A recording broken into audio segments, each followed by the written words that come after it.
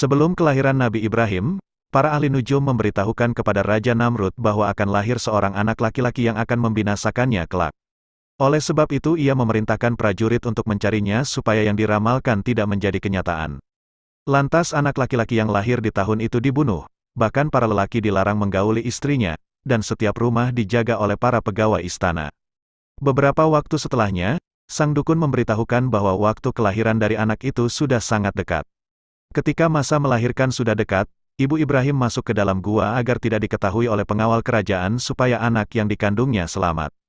Ketika lahir, wajah mungilnya saat itu memancarkan cahaya tepat pada keningnya. Saat itulah terjadi berbagai keanehan di wilayah tersebut.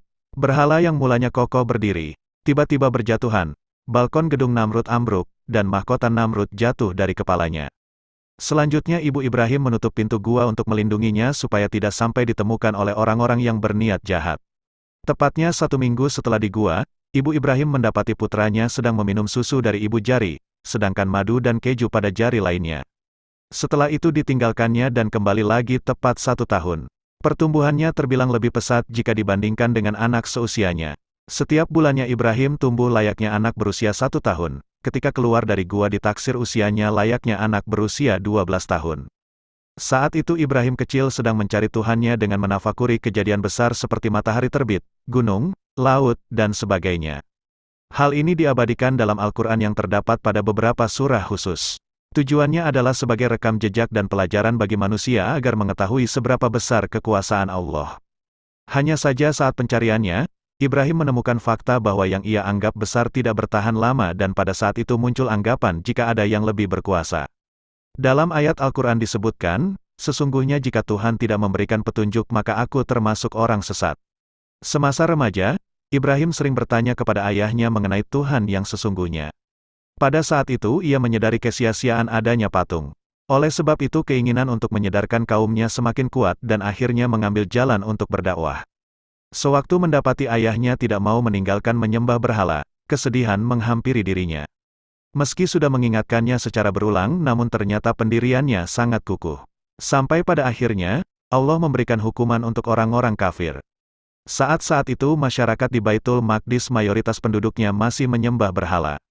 Namun kenyataan pahit harus diterimanya, bahwa pembuat semua patung tersebut adalah ayahnya sendiri.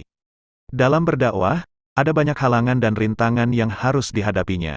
Termasuk menerima berbagai penolakan dari kaumnya sendiri sehingga tetap menyembah patung.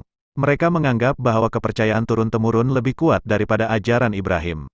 Dakwah yang beliau sampaikan ditolak mentah-mentah oleh masyarakat, bahkan tidak jarang mereka juga melakukan tindak kekerasan. Meskipun terus mendapatkan penolakan, namun Ibrahim tetap menyebarkan ajaran tauhid yakni mengesahkan Allah kepada masyarakat. Seiring berjalannya waktu mulai datang satu persatu orang menyatakan keimanannya. Hanya saja sebagian masih secara sembunyi-sembunyi karena takut.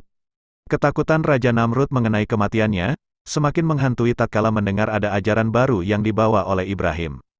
Selama sisa hidupnya, ia terus mencari cara agar ramalan yang dahulu pernah didengarnya tidak menjadi kenyataan. Awal perselisihan antara Ibrahim dan Namrud terjadi ketika utusan Allah tersebut menghancurkan patung-patung yang mereka sembah, kecuali patung yang paling besar. Hal ini dijelaskan dalam Quran Surah Al-Anbiya yang intinya terkait jawaban atas pertanyaan kaumnya jika ajaran tauhid itu benar adanya dan ia dapat membuktikannya. Keberanian Nabi Ibrahim menentang Namrud, membuat raja itu murka karena selain takut ramalan di masa lalunya terwujud dan pengikutnya semakin berkurang. Dengan demikian harta kekayaannya juga tidak melimpah ruah seperti sedia kala. Guna mencegahnya maka ia melakukan berbagai cara. Termasuk salah satunya dengan membakar Nabi Ibrahim di dalam api yang besar. Fakta mengejutkannya, ternyata tubuh Nabi Allah tidak tersentuh api sama sekali bahkan dikatakan rasanya tidak panas. Allah memilih keluarga Ibrahim mendapatkan karunia istimewa di antara umat manusia di muka bumi ini.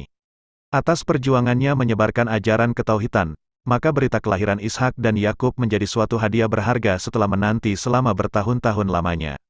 Berita ini disampaikan malaikat langsung dengan mengunjungi kediaman Ibrahim. Wujud yang digunakan menyerupai manusia.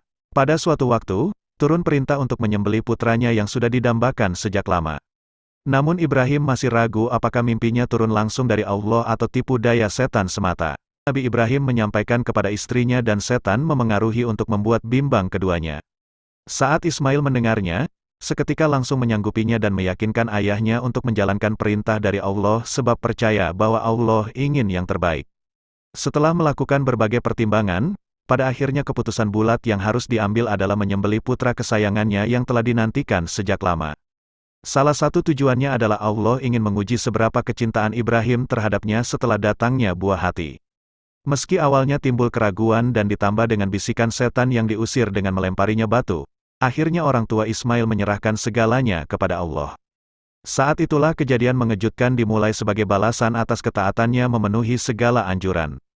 Perintah penyembelihan ini memang terkesan sangat tragis, namun Allah menyimpan rahasia besar di baliknya. Pada saat pisau dihunuskan tepat di leher Ismail, Allah menggantikan Ismail dengan seekor domba. Hal ini diabadikan di Quran Surah As-Saffat ayat 103-105 sebagai bukti ketaatan Ibrahim dan keluarganya serta sebagai dalil disyariatkannya kurban untuk umat Islam pada bulan Zulhijjah.